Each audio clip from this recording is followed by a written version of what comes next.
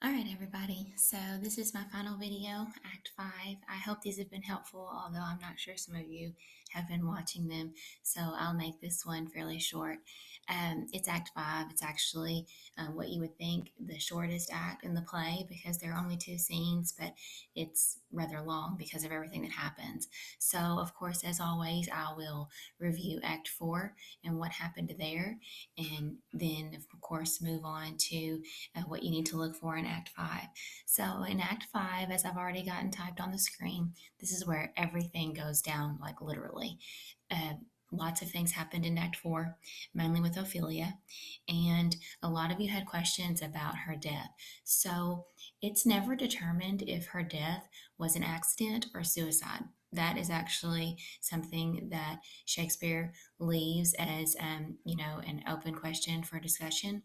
So, of course, suicide is a sin, and with a sin, then in that time, now I'm not going to debate, what should happen in this time, but in that time, in Shakespeare's time, committing suicide would have limited any sort of funeral whatsoever.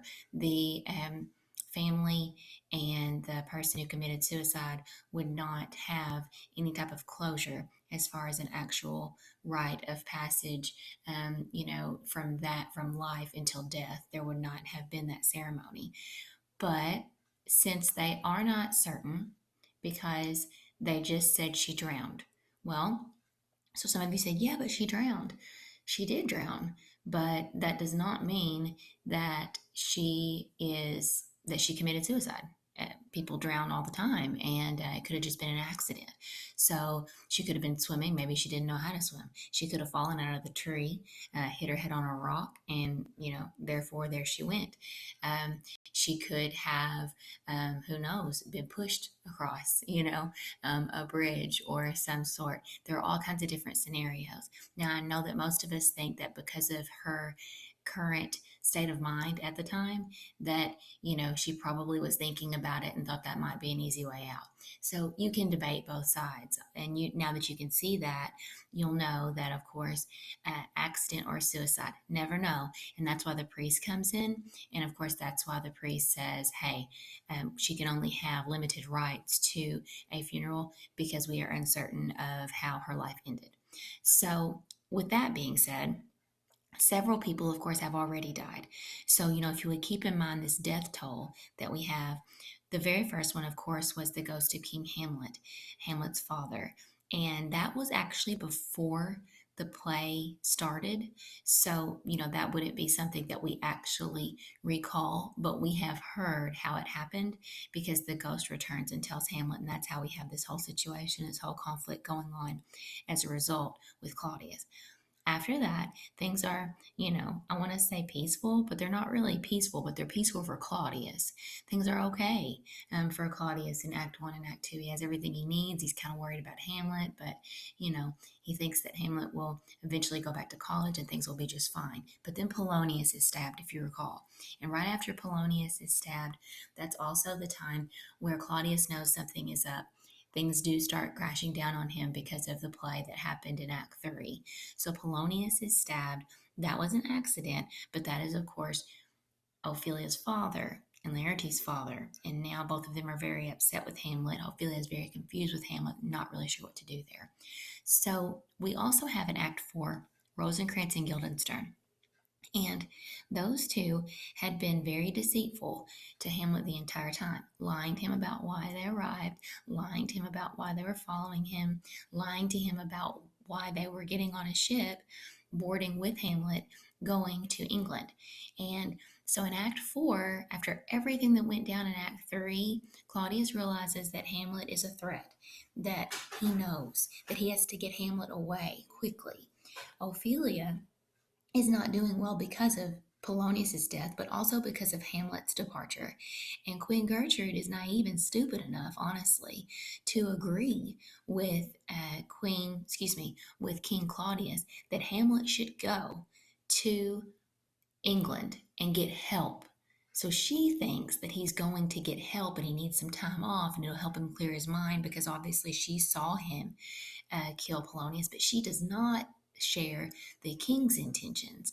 Of course, the king has written letters stating that Hamlet will die once he reaches England's soil. So Hamlet is not stupid. Once again, he always has the upper hand, it seems like. And once they do reach England, Rosencrantz and Guildenstern are killed. And as you have probably watched in a video or heard me say, or maybe even some of you read, and some of you are not cheating through all of this through Google, but um, Rosencrantz and Guildenstern's letters are switched because as they are sleeping, Hamlet switches those letters, and as a result, there's no way Hamlet's going to die because the king's orders, as those letters state, for Rosencrantz and Guildenstern to be beheaded. So Hamlet hitches a ride back with some pirates. That's a long story. And he gets back to the castle. Nobody is prepared to see him. Ophelia is getting buried at that time. So there's a very small gathering around the cemetery where Ophelia is getting buried. And at the time that he returns, Hamlet does not know who that grave is actually for at the time. So that causes a lot of conflict. And then, of course, we also have his one and only true friend, Horatio, who has been by his side this entire time. So there are some people who are very important, like Horatio, but also like Fortinbras. So Fortinbras is the prince with a similar story to Hamlet. Now you'll hear his name probably pronounced a couple different ways because nobody's really sure if the S is said or if the S is silent. But with him, he is on his way to Denmark, and he is crucial in Act 5. So when you hear about what happens in Act 5, and obviously you know it's a tragedy, so you know Hamlet's going to die. I'm not giving anything away there. He realizes he may have to die at this point in order to be able to prove that his father was murdered, that their current king is guilty, and tell the rest of his story. So we know that lots of people, not everybody, but lots of people will meet their ends in Act 5. And now it's just up to you to determine exactly who does, in what order, how it happened, because it is rather, detailed. And if you would like to watch the video that I am going to post, in addition to this one, the actual clip from the movie, it's pretty entertaining, and that does a pretty good job. But don't let Hollywood fool you, because oftentimes, of course, in the movies, it does get a little out there, and sometimes things are a little more dramatic than would have really taken place. So hopefully you're listening to this. Hopefully you do listen to the summary and analysis that I also have posted. And then if you choose to be one of those who is doing really well and reading, but I know this part might be kind of difficult, definitely look at Act 5, Scene 2. Okay, that is where everything happens. But I'm going to give you one last hint. Laertes, although very, very, very upset with Hamlet, does not hate him. And he realizes in Act 5 that he's made a very, very, very bad decision.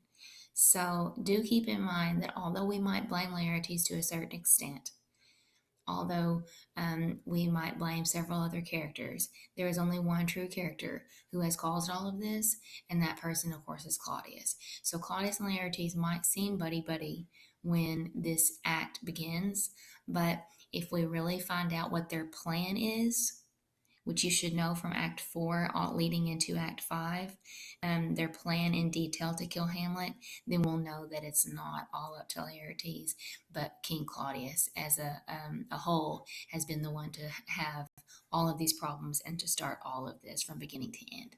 So if you have questions, you know where to find me. Otherwise, that is it. Make sure that you pay attention to Act 5. For my AP students, we'll be having a test. For my other juniors, you'll be having a quiz soon. All right, that does it. Talk to y'all later. Hopefully. Goodbye.